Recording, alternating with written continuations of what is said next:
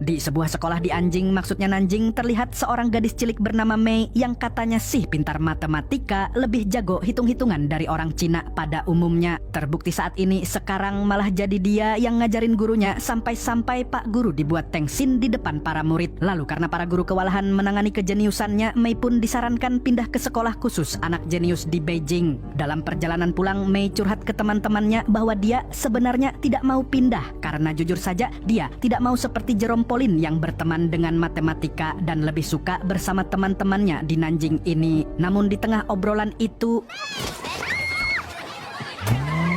ternyata Mei dibawa ke markas Triad alias mafia Cina dan langsung bertemu dengan sang bos Triad yang bernama Han. Menurut kabar burung kuntul, Han mendapat informasi dari keponakannya bahwa Mei sangat sakti dalam urusan angka. Tentu saja sebagai bocil polos di sini Mei terlihat sangat ketakutan, padahal Han mencoba bersikap ramah. Sampai ketika Mei yang menangis ketakutan geleng-geleng menolak tawarannya, saat itulah Han menunjukkan sifat aslinya. Dia tantrum dan mengacak-ngacak sempoa ganal seganal masalah hidupmu. Lalu dia mengancam akan membunuh ibu Mei jika Mei tak mau menunjukkan keahliannya, dan spontan saja Mei langsung memperbaiki sempoa acak itu seperti sedia kala dengan sangat cepat, lebih cepat dari kalian pas nyolong korek di tongkrongan. Hal itu membuat Han terkagum-kagum karena Han tidak suka komputer dan lebih suka jika bocil seperti Mei ini untuk dipekerjakan sebagai akuntan manual hitung-menghitung cuan bisnis haramnya, sehingga dia langsung menunjuk Chang, salah satu anak buahnya, sebagai ayah angkat baru Mei yang akan membawa Mei ke Amerika. Dan sebagai imbalannya, Han berjanji akan mengurus ibu Mei yang sakit keras.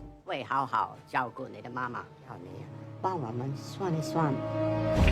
Sementara itu di sebuah arena tinju kita diperkenalkan dengan amang botak kebanggaan kita semua. Siapa lagi kalau bukan Jason Starter. Kali ini dia adalah Luke Wright, seorang petarung handal yang baru saja membuat lawannya KO sampai koma. Dan karena perbuatannya itu, dia pun dimaki-maki oleh ibu korban. Merasa kesal sekaligus bersalah, Luke kemudian pergi menemui seorang promotor gelut dan langsung melakukan hal ini.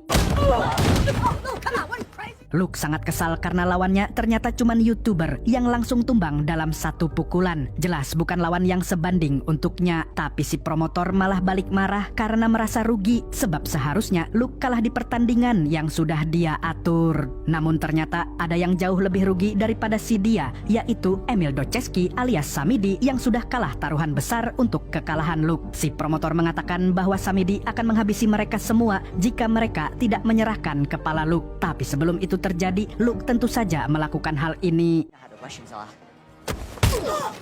Setelah itu, Luke buru-buru menelepon istrinya di rumah dan menyuruhnya agar segera pergi. Tapi begitu Luke sampai rumah, langkahnya terhenti tepat di depan kamar. Naas, Luke terlambat dan istrinya sudah innalillahi. Langkah kaki Luke yang gontai lalu diikuti oleh dua pria bersenjata. Muncul pula beberapa jamet lain yang ternyata adalah anak buah Samidi. Dengan hati hancur lebur, Luke bersimpuh di ruang tamu tanpa sanggup melakukan perlawanan. Putra Samidi yang bernama Panjul ini lantas membacot bahwa dia bisa saja membunuh Luke, tapi dia ingin membuatnya lebih tersiksa dengan menghabisi orang-orang yang Luke sayangi. Tentu saja hal ini membuat Luke menderita dalam kesendirian dan rasa bersalah. Panjul kemudian melepaskan Luke, tapi dengan ancaman siapapun yang berada di dekatnya akan berakhir tragis persis seperti istrinya.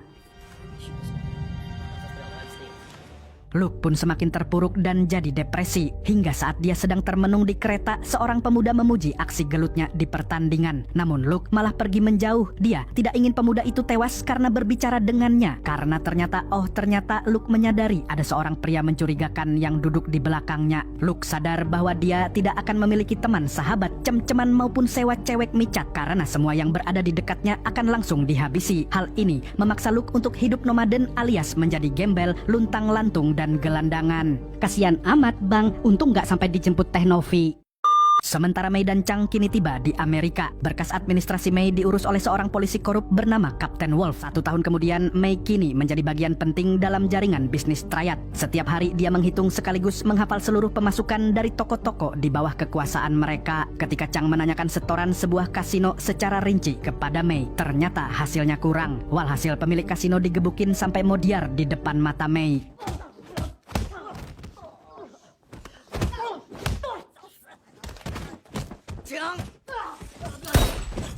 Di hadapan semua karyawan toko, Chang memperingatkan agar jangan sampai ada setoran yang kurang. Sebab kurang satu angka saja bisa berujung nasib serupa dengan bos mereka. Setelahnya mereka pun makan mie ayam di warung Mas Yono. Namun Mei masih murung trauma setelah melihat kekerasan barusan. Chang pun menjelaskan bahwa inilah dunia dan bisnis mereka. Dan kejadian barusan Chang maksudkan sekaligus sebagai pelajaran agar Mei patuh padanya.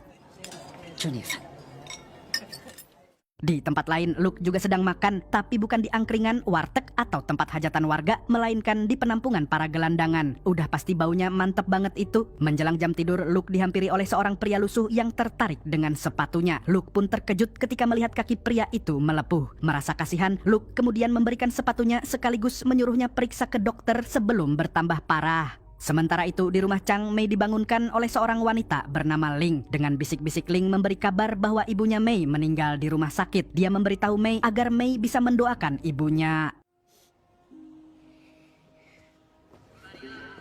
Keesokan paginya, Luke terbangun ketika para petugas mulai mengosongkan penampungan tersebut. Namun, dia melihat gelandangan semalam masih tidur tanpa sepatu pemberian darinya. Dan ternyata pria itu sudah innalillahi dengan luka menganga di lehernya. Namun, Luke justru dimarahi oleh petugas karena tidak melaporkan adanya hal mencurigakan. Selain itu, karena Luke kedapatan menyimpan ciu dalam sakunya, alhasil Luke pun dilarang datang ke tempat penampungan itu lagi. Malamnya, Han datang dari Cina dan dijemput Chang di bandara. Sesampainya di markas, Han memberikan kertas berisi angka-angka yang langsung dihafal oleh Mei dengan cepat. Begitu dia yakin Mei sudah menghafalnya, lantas kertas tersebut pun segera dibakar. Jadi sekarang satu-satunya catatan yang eksis hanya ada di dalam kepala Mei.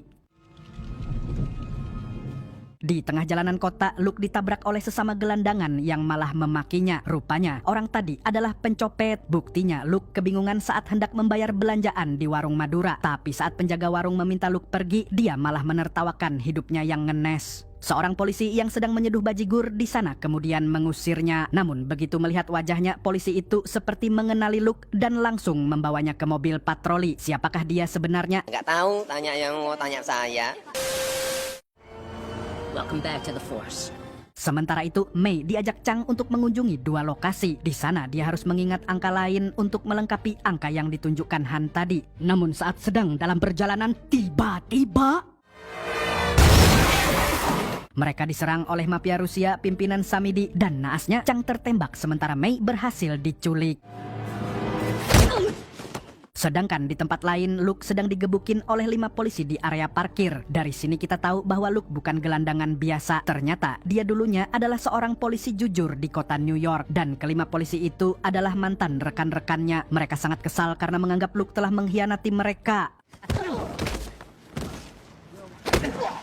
Salah satu polisi bernama Lasky bahkan memberikan pistol menyuruh Luke COD sama malaikat maut menggunakan itu. Tapi Luke memilih pergi dan tak menggubris semua perkataan mantan rekannya itu. Di markas Samidi, Mei dipaksa menuliskan nomor yang sudah dihafalnya, tapi dia tetap diam. Lalu mereka mengungkap bahwa selama ini ada orang dekat Mei yang bermain dua kaki. Ini orangnya. Kemudian Ling si pengkhianat ini berusaha membujuk Mei untuk memberitahu angka-angka rahasia itu. Namun Mei dengan tegas menolak, menyadari bahwa Ling hanya dimanfaatkan. Mei bahkan menyebut Ling bungul karena tidak menyadari nasib yang menantinya. Dan benar saja, She won't tell me anymore.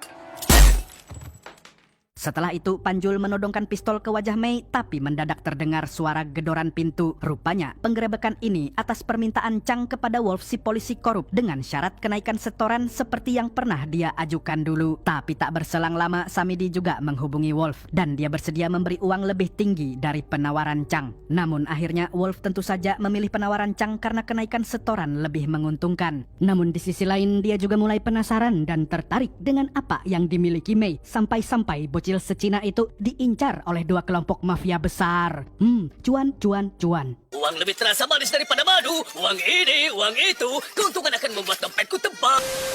Wolf lalu menghubungi Samidi, tapi Samidi bilang bahwa Mei telah melarikan diri. Samidi lalu berkata, jika triad Cina menemukan Mei lebih dulu, maka nyawa Wolf jadi taruhannya.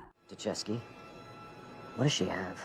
Sementara Mei sendiri kini berjalan dengan perasaan takut karena diikuti oleh para jamet. Langkahnya lantas membawanya ke stasiun bawah tanah. Bersamaan dengan itu terlihat Luke sedang berada di tepi lantai stasiun. Rupanya dia hendak COD sama malaikat maut dengan mencium moncong kereta. Namun setelah bertemu tatap dengan Mei, meski hanya sekilas, Luke langsung mengurungkan niat mulianya. Dia lantas mundur teratur dan duduk di kursi stasiun. Dan ketika anak buah Samidi melintas di depannya, Luke melihat Mei berusaha bersembunyi sampai masuk ke kereta, membuat Luke sadar bahwa bocil yang belum dikenalnya itu berada dalam bahaya, Luke pun lantas berusaha mengejar kereta yang mulai berjalan.